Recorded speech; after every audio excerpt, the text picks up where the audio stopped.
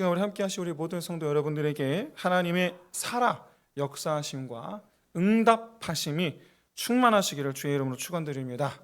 이를 위해서 그런 점에서 제가 한 가지 좀 질문을 드리고 싶습니다. 여러분, 내가 하는 기도 하나님께서 응답하시리라 우리는 얼마나 믿고 있나요? 우리는 믿고 기도하고 있나요? 조금 더 도전적으로 조금 바꿔서 좀 질문해 보겠습니다. 그럼 나는 기도를 믿고 있나요? 나는 정말 기도를 믿고 있는가? 바라기는 이 기도의 능력을 하루에도 수십 번씩 누리게 되시기를 주의 이름으로 축원드립니다. 여러분, 기도라는 게 사실 알고 보면 별거 아닙니다. 왜냐, 하나님과의 대화거든요. 저는 원래 그 밤길을 원래 되게 무서워했어요. 그래서 밤에 특히 아저씨들을 무서워했죠. 걷다가 좁은 골목길에 뒤에 누가 사는데 딱 뒤에 보니까 아저씨야. 그럼 아주 무서워했죠. 사람도 무서워했고, 그리고 또 그때는 뭣도 모를 때라 귀신도 무서웠어요. 전봇대 누가 저를 쳐다볼 수 있을까 봐 그런 거 무서웠어요. 고등학교 1학년 때까지는 그랬어요. 그랬는데 고등학교 1학년 때 여름 수련회에서 예수님을 만났죠. 그때는 굉장히 신비한 체험이었어요. 말로 설명할 수가 없어요. 하나님으로 가득하다, 주님으로 가득하다라는 것이 뭔지 알 것 같았어요. 어디든지 저와 함께 하심을 그냥 알았어요. 왠지 예수님 음성이 들리는 것 같았고, 내가 무슨 말만 하면 다 대답해 주시는 것 같았어요. 부탁을 들어주시는 뭐 그런 것도 있지만 그냥 맞장구 쳐주는, 맞장구 쳐주시는 그런 느낌이 있었어요. 어떨 때는 혼자서 웅얼거리는데 옆에서 만약에 누가 저를 봤으면은 정신 나간 사람인가 보구나 할 정도 혼자 그렇게 뭘 웅얼거리고 또 괜히 혼자 웃고 또는 혼자서 울기도 하고 길 가다가 언제부턴가 밤길 걷는 게 너무 좋았어요. 주님과 단둘이 걷는 것 같았어요. 그래서 그 밤길 걸으며 얘기하는데 대화를 하는데 왠지 그냥 친구랑 얘기하는 것 같았어요. 때로는 그런 과정 속에서 밤길 걸으며 하루 종일 있었던 일, 속상한 일, 이런 일도 얘기하면서 그런데 그런 감정들을 다독여 주기도 하셨고, 생각을 복잡한 이런저런 생각을 정리할 수 있도록 이것저것 생각나게 해주시고, 심지어 생각지 못했던 것들이 갑자기 불현듯 떠오르게 하시고 정리할 수 있게 해주셨어요. 그때마다 감사합니다 그러면서 찬양하는 거죠. 그때 제일 많이 불렀던 찬양이 이런 거였어요. 이 땅에 오직 이 땅에 오직 주밖에 없네. 이 찬양 제일 좋아했어요. 주님밖에 없었어요. 그때는. 주님, 이번 학기 등록금이 없습니다. 어머님께 말씀드리기도 뭐한데 아르바이트도 안 하면서 어떻게 해야 될까요? 주님, 교회 일이 너무 많아요. 그래서 아르바이트를 할 수가 없어요. 해결할 방법이 없네요. 그 다음날 어떤 집사님이 전화가 옵니다. 명수야 좀 볼까? 만났습니다. 이거 얼마 안 되는데 등록금이 보태쓰렴. 당시 등록금이 저는 그때 당시 120에서 150 사이였어요. 봉투를 열었습니다. 60만 원. 지금도 잊혀지지가 않아요. 교회에서 2년 동안 4학기죠. 4학기. 장학금 50만 원씩 줬고 심지어 노회에서 100만 원 장학금 2번 받았습니다. 그때 노회가 경기 노회예요. 여러분 잘 모르시겠지만 우리나라 일제시대 때부터 있었던 3개 노회가 있어요. 그 중에 하나가 경기 노회예요. 경기 노회 교회 수가 여러분 수백 개예요. 근데 그 중에서 수백 개 교회에서 우리 교회를 택하고 그 교회에서 저같이 부족한 자 한 명은 콕 집어서 그것도 2번이나. 주님, 다리 아픈데 버스가 안 와요. 1분 뒤에 버스가 와요.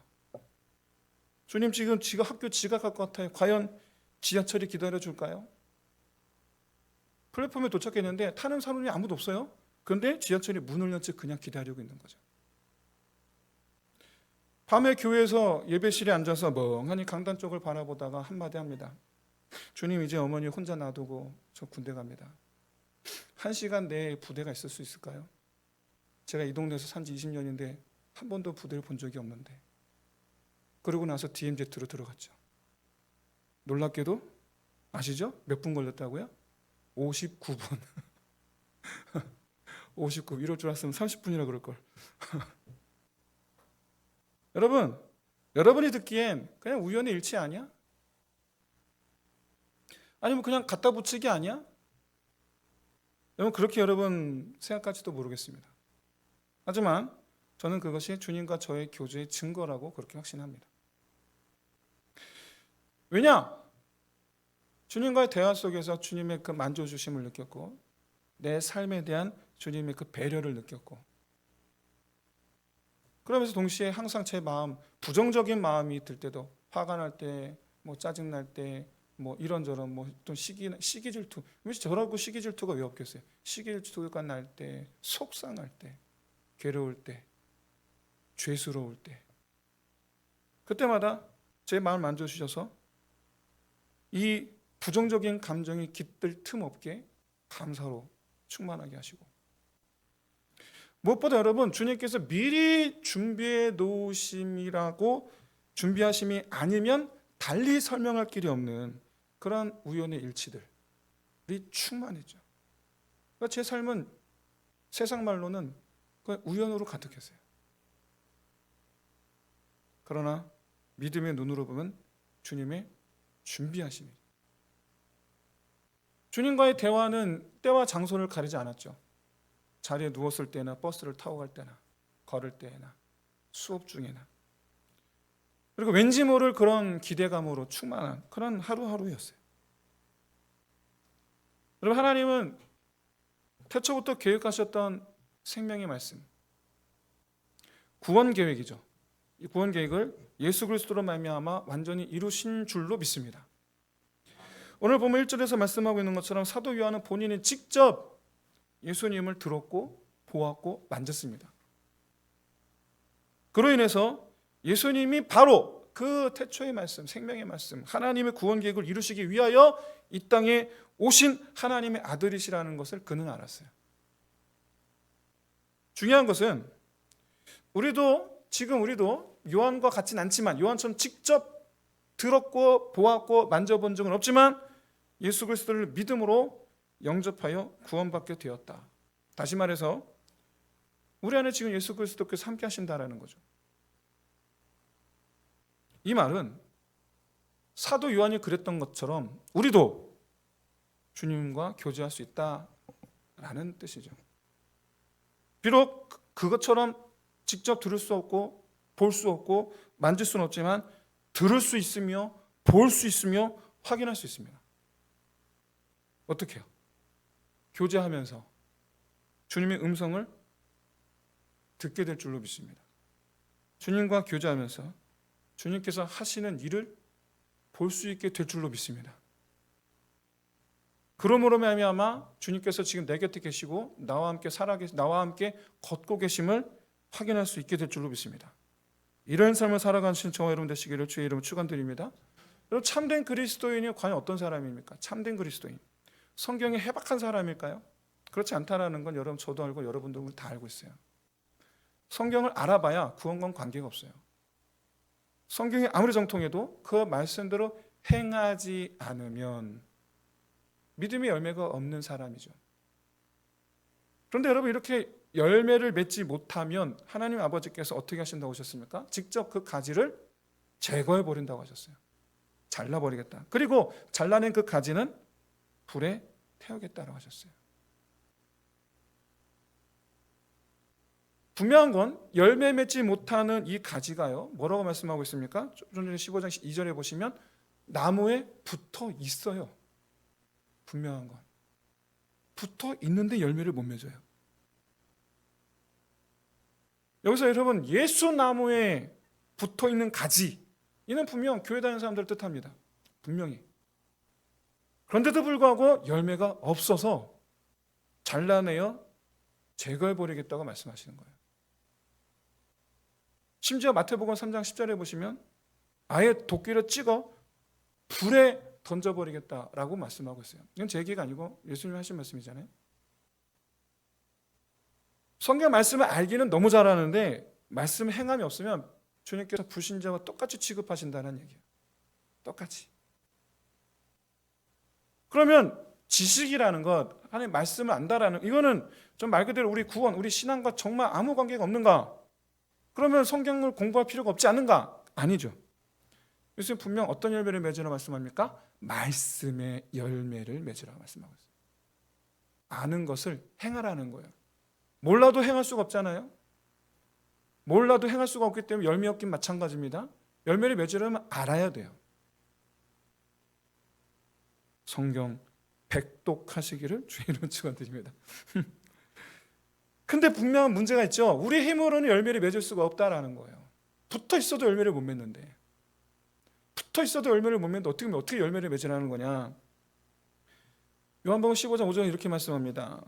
우리가 예수 안에, 그리고 예수님께서 우리 안에 있으면 열매를 맺을 수가 있다라는 거예요. 붙어 있어도 열매를 못 맺는데 어떻게 하라고요? 그 안에. 무슨 뜻입니까? 무슨 차이가 있는 겁니까? 붙어 있는 것과 안에 거하는, 이게 무슨 차이가 있는 겁니까? 여러분, 그냥 붙어 있는 거, 그냥 붙어 있는 거 말고요. 그가 내 안에, 내가 그 안에, 교제를 말하는 거죠. 코이노니아예요. 코이노니아. 교제를 하라는 거예요. 사귐을 가지라는 거예요. 사귐이라는 표현이 우리나라 사전에 보시면 얼굴을 맞대다예요. 사귐이라는 뜻이. 근데 코이노니아도 마찬가지입니다. 코이노니아도 페이스 투 페이스예요. 얼굴을 마주하다. 그럼 누구와의 코이노니아입니까? 주님과의, 내 안에 계신 분과의 코이노니아죠. 주님과 얼굴을 마주하면 열매를 많이 맺게 될 줄로 믿습니다. 이 말은 예수님과의 코이노니아가 없으면, 근데 교회를 다니고 있어요. 그에게는 그냥 붙어 있는 거예요. 지금 그냥 붙어 있는 거고, 주님과의 이 사귐이 있으면 믿음이 자라 열매를 많이 맺는다라는 얘기죠. 오늘 구원이 뭡니까? 천국 가는 게 구원입니까? 아닙니다.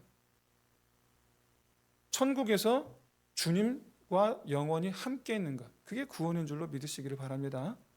주님과 함께 있으려고 천국 가는 거예요. 천국이 좋아서 가는 게 아니고, 거기에 주님이 계시니까 가는 곳이, 근데 거기가 천국이라는 거예요. 주님께서 제자들과 마지막 만찬을 행하시고 제자들을 위하여 기도하신 장면이 요한복음 17장의 내용인데, 17장 3절에서 이렇게 말씀하고 있어요. 영생은 곧 유일하신 참 하나님과 그가 보내신 자 예수 그리스도를 아는 것 신이다. 그런데 이 기도가 여러분 예수님 기도예요. 다른 기도, 예수님이 이렇게 기도하셨다고요. 예수님이 아는 것이 무슨 뜻이죠? 사귐입니다. 코이노니아. 아는 것이. 그리고 같은 반 친구도 20명 있습니다. 근데 그 같은 반 친구도 20명 다 알아요. 그런데 그 중에 단짝이 있어요. 그 단짝도 알아요.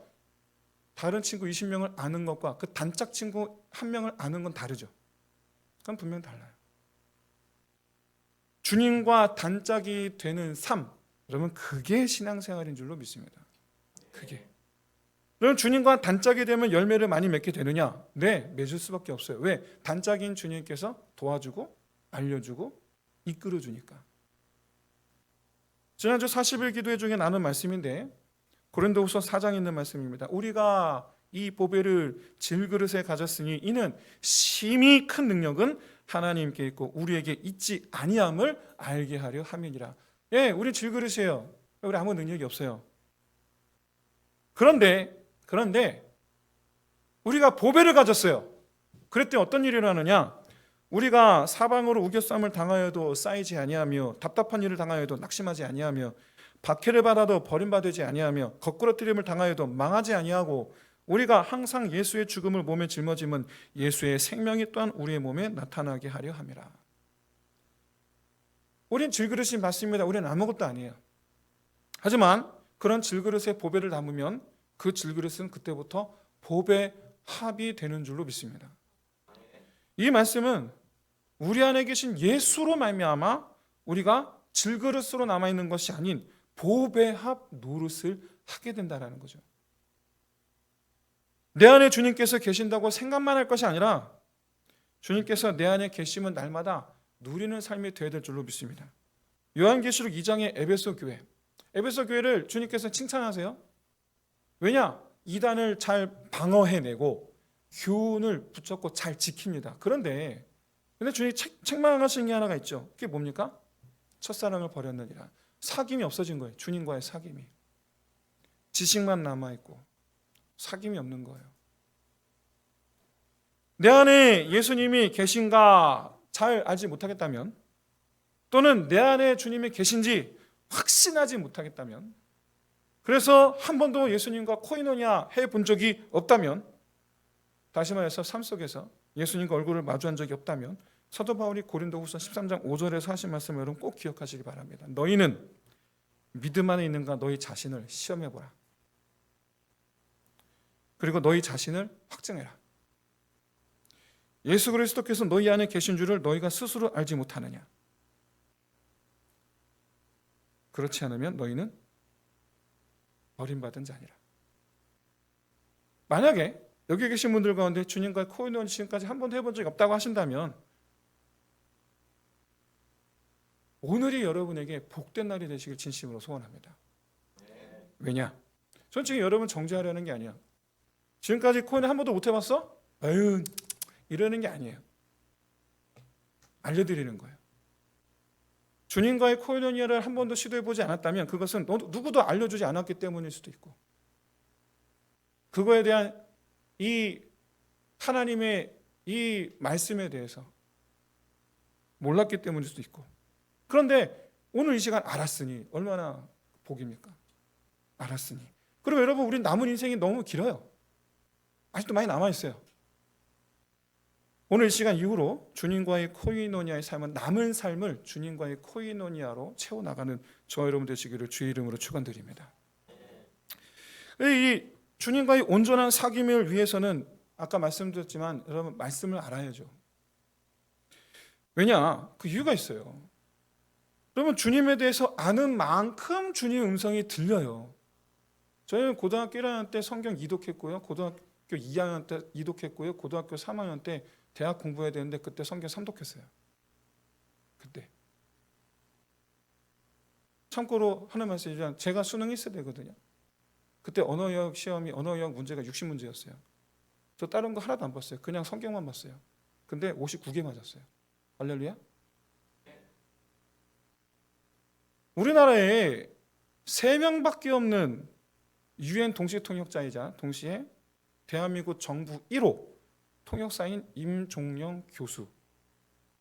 보면 그분은 아직도 영어 단어를 빽빽하게 외우세요. 영어에 통달하신 분인데 영어 단어를 외우세요. 왜 영어 단어를 외우세요? 물어봤더니 이렇게 대답해요. 아는 만큼 들려요. 아는 만큼 들려요. 사랑하는 성도 여러분, 하나님에 대해 아는 만큼 하나님의 음성이 풍성하게 들리게 될 줄로 믿으시기를 소원합니다. 성경을 전혀 읽지 않는데 하나님의 음성이 들린다? 여러분 이건 상상할 수 없는 일이에요. 말이 되지를 않아요. 하나님의 성품도 모르는데 하나님의 성품을 알아야지 이게 마귀 음성이구나 하나님 음성이구나는 알죠. 제가 예전에 말씀드렸잖아요. 시장에서 두 분이 싸우는데 한 분이 외치죠. 서로 머리끄댕이 됐고, 여자분도 왜 머리끄댕이 됐고 씨름하는지 모르겠는데 싸우라 그러면 머리끄댕이 갖고 이렇게 막 머리를 맞대고서 이마 맞대고 막 씨름하는데 한 분이 조금 확 제끼면서 뭐라고 그랬다고요? 주여 내게 힘을 주시옵소서. 그래서 이겼단 말이에요. 이겼어요 또. 근데 그 자리에 구경하던 사람들 절반이 그 말 듣자마자 휙 돌아서 도망갔어요. 그 도망간 사람 중에 하나도 저죠. 저도 도망갔어요. 창피해서. 그 힘은 도대체 누가 줬을까? 전 지금도 궁금한데. 여러분, 하나님의 음성을 알아야지 그것이 하나님의 음성인지 마귀의 음성인지를 알죠. 그것이 내게 유익하게 한다고 해서 무조건 그게 다 하나님의 음성입니까? 아니죠. 아니란 거 우리 알고 있어요. 하나님 내 편만 드시는 것 같죠? 아니요. 왜 그렇게 하나님은 내 편을 그렇게 안 들어주는지 모르겠어요. 쟤 때문에 내가 얼마나 그 고통을 당했는데 말씀하시는 거예요. 가서 용서하라고. 내 편을 안 들어줘요. 하나님의 성품을 알아야지 그게 하나님의 음성이라는 걸 알아요. 할렐루야. 소개를 받았습니다. 멋진 남자, 멋진 여성을 소개받았어요. 이제 첫 데이트를 나가는 거예요. 첫 만남의 자리에서 뭐 물어봅니까? 대부분 다 취미, 뭐 하세요? 이런 거 물어봐요. 왜요? 그걸 알아야지 대화를 이어가잖아요. 아, 이 사람 이거 좋아하는구나. 그거에 대해서 얘기하잖아요. 그 사람 알아야지. 상대방에 대한 이해가 있어야지 또 상대방의 언어를 이해를 해요. 여러분, 놀랍게도 나는 선의의 말을 했는데 상대방이 화를 냅니다. 그런 경우 겪어보신 분 많이 계시죠? 나는 선으로 얘기했거든요. 근데 상대방이 화를 내요. 그러면서 그 뒤에 딴 사람한테 얘기하는 거 제가 이상하다고 저보고. 제가 졸제 이상한 사람 되는 거예요. 왜? 내가 어떤 사람인지 내가 어떤 마음으로 얘기하는지 모르니까 그 말만 가지고 상처받고 내 언어를 이해를 못하는 거예요. 근데 여러분, 부부에서 서로 잘할 것 같은데 부부들일수록 서로의 언어를 이해를 잘 못하는 경우를 많이 봅니다. 상대방을 알아야지 그 사람의 언어가 이해가 돼요. 상대방을 아는데 먼저 힘쓰시기를 바랍니다. 아니, 지금 여기 계신 분들은 뭐 한 15년 살았으니까 뭐 이미 늦었고요. 신혼부부한테 하는 말씀이 신혼부부한테. 여러분, 우리가 주님의 이 우리를 향하신 하나님의 마음, 그거는 성경에 다 있어요. 결과적으로 아는 만큼 주님과 원활한 코이노니아가 이루어지며 나아가 믿음이 자라게 되는 것이고, 그러니까 얘기하는 거예요. 아는 만큼 믿음이 자란다고. 그래서 그렇게 얘기하는 거예요. 바라기는 이런 우리 주님의 그 세심한 배려, 인자하심, 인도하심, 보호하심, 그것을 충만하게 누리게 되시기를 진심으로 소원합니다. 알아야지, 아, 이게 하나님의 인도하심이구나. 알아야지, 아, 하나님의 보호하심이구나. 알아야지, 하나님의 나에게 베푸신 은혜구나를 안다라는 거예요. 바라기는 주의 말씀을 깨달아 알아 내 삶에 온통 하나님의 보호하심과 인도하심 뿐임을 보게 되시기를 주의 이름 축원드립니다. 이것이 주님의 선하심이구나. 이것이 주님의 인자하심이구나. 이것이 주님의 예비하신 은혜로구나. 깨달아지면 그때부터 여러분 우리 인생이 행복해지는 줄로 믿습니다. 그때부터 행복해지는 거예요. 그때부터. 만약 이 주님과의 코이노니아가 없으면 그게 주님의 선하심의 결과인지, 그게 주님의 인자하심의 결과인지, 이게 주님의 예비하심인지 몰라요. 모르니 감사가 없고, 모르니 여전히 나는 불행한 가운데 있는 거죠. 주님을 믿는다고 하지만 주님 행하셨는데 행하심에 대한 감사가 없고, 정말 그 주님의 그 감정, 나를 향하신 그 사랑, 그거에 대한 이 느낌 충만함이 있어야 되는데 전혀 주님 나를 사랑하시게 만나요. 냉막한 삶을 살게 되는 거죠. 하나님을 믿는다고 하는데 세상에 내던져진 그런 불신자들이 느끼는 감정과 다를 바 없는 인생을 살아가는 거죠. 여러분, 주님과의 코이노니아를 통해서 우리는 용서와 사랑을 배워서 아내와 남편, 부모와 자녀들 사이에 행복이 회복되는 줄로 믿습니다. 용서할 줄 모르고 자기 분노가 내 남편 때문에 화가 난다고, 아내 때문에 화가 나는 거라고, 부모님 때문에 내가 지금 이렇게 했다, 부모님 때문에 내가 지금 짜증난다고, 형 때문에 내가 지금 신경질이 난다고, 언니 때문에 내가 지금 화가 난다고 하던 사람이 주님과의 코이노니아를 통해서 그 화가 가라앉고, 할렐루야, 주님 말씀을 정면으로 반박하는, 아니 제가 그랬다니까요 그러면서 반박하는 그런 내 모습이야말로, 아, 주님 앞에는 나는 여전히 용서받지 못할 죄인이었구나 를 깨닫게 되면서 주님 이런 나를 용서하여 주옵소서 하다 보니 주여 내가 우리 형, 언니, 오빠, 동생 우리 남편, 우리 아내, 우리 부모님 나 용서하게 해 주옵소서 되는 거죠. 그게 되는 거죠. 사랑하는 성도 여러분, 그의 행위에 내가 참을 수 없는 모욕감을 느끼고, 그의 행위에 참을 수 없는 상실감을 느끼고, 그의 말과 행동에 참을 수 없는 배신감을 느낀다면, 도저히 용서할 수가 없다면 주님 한번 떠올려 보세요.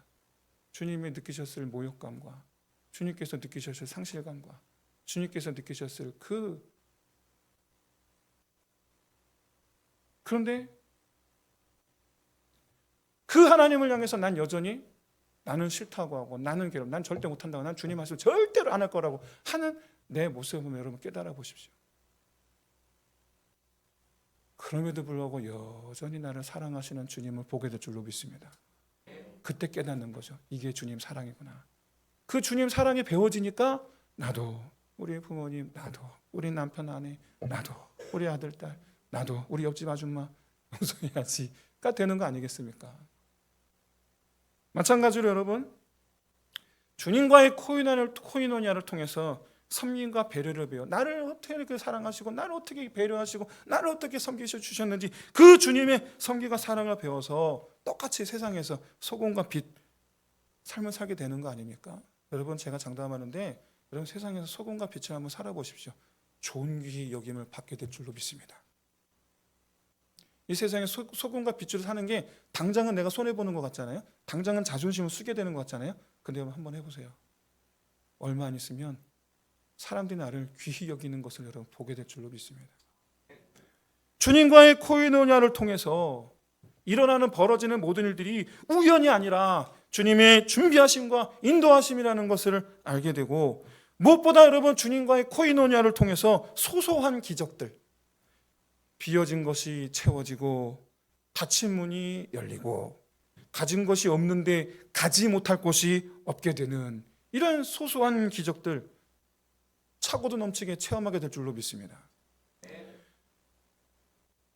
주님과의 코이노니아가 없으면 닫힌 게 열려도 그게 주님 때문인지를 몰라요. 주님과의 코이노니아가 없으면 주님의 준비하심이라는 걸 몰라요. 그냥 스쳐 지나가는 창밖의 광경처럼 그냥 그런 소소한 기적들이 그냥 지나가는 거예요. 감동 없이.